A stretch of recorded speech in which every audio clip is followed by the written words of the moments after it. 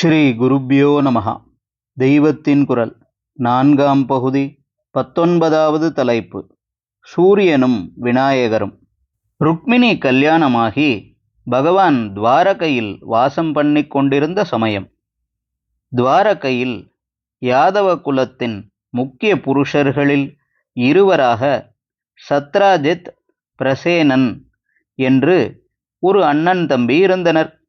அண்ணாவான சத்ராஜித்துக்கு சூரிய பகவானிடம் பக்தி.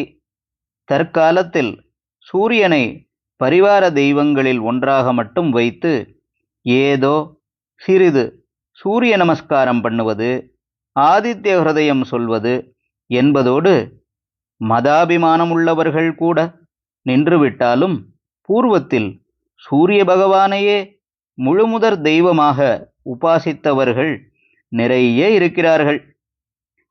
நம்முடைய மதத்தில் 6 பிரிவுகள், 6 உபாசனா மூர்த்திகளை குறித்ததாக ஷண்மதம் என்று உண்டு.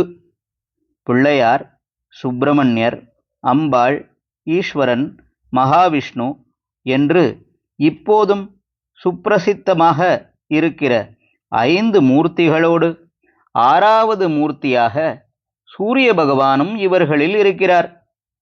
அவரையே பரமாத்ம ஸ்வரூபமாக வழிபடும் மதப்பிரிவுக்கு சௌரம் என்று பெயர்.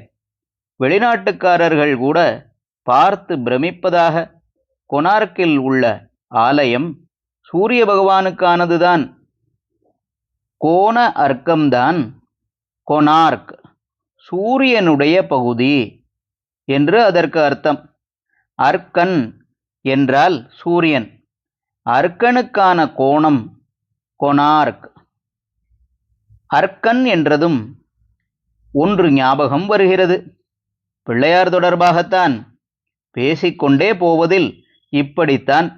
கேட்பவர்களுக்கு பிரயோஜனம் இருக்கிறதோ இல்லையோ, அவர்களுக்கு சுவாரஸ்யமாயிருக்கிறதோ இல்லையோ, ஒன்றிலிருந்து ஒன்றாக பல சப்ஜெக்டுகளுக்கு போகும்போது பேசுபவருக்கே புதிதாக சில லிங்குகள் அகப்பட்டு ஆத்ம திருப்தியும் நூத்தனமாக ஒரு விஷய ஞானமும் உண்டாகின்றன.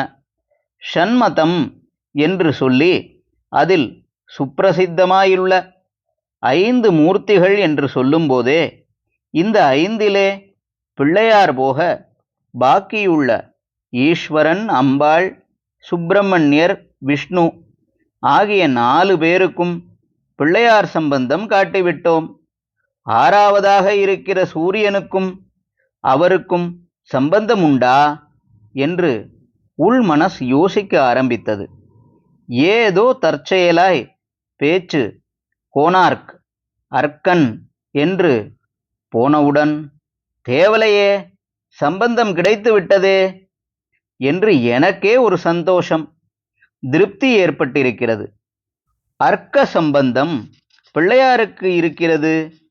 அவருக்கு அர்ச்சனை செய்ய, ஹாரம் சார்த்தி அலங்கரித்து அழகு பார்க்க எந்த புஷ்பம் ரொம்பவும் உகந்தது? எருக்கம்பூதானே. எருக்கம்பூவுக்கு அர்க்க புஷ்பம் என்றே பெயர். அர்க்கதான் எருக்கு என்றாகி இருக்கிறது. சூரியன், எருக்கு இரண்டுமே அர்க்க நாமமுடையவையாயிருக்கின்றன. சூரியனார் கோயிலில் எருக்குதான் ஸ்தல விருட்சம். ராத்திரியில் மலரும் சில பூக்களை தவிர பாக்கி எல்லா புஷ்பங்களையும் மலர்த்து விற்கிற சூரியனேதான் எருக்கம்பூவில் விசேஷ சாநியத்தோடு இருந்து கொண்டு பக்தர்கள் பிள்ளையாருக்கு அந்த பூவால் பண்ணும் ஒவ்வொரு அர்ச்சனையிலும் அவர் பாதத்தில் போய் விழுந்து நமஸ்காரம் பண்ணுகிறார் என்று வைத்து கொள்ளலாம். இதனால் ஷண்மத தெய்வங்களில் பிள்ளையார் நீங்களாக உள்ள 5 பேருமே அவருடைய உத்கர்ஷத்தை ஒப்புக்கொண்டதாக ஏற்பட்டு விடுகிறது. இந்த விஷயம் இருக்கட்டும்.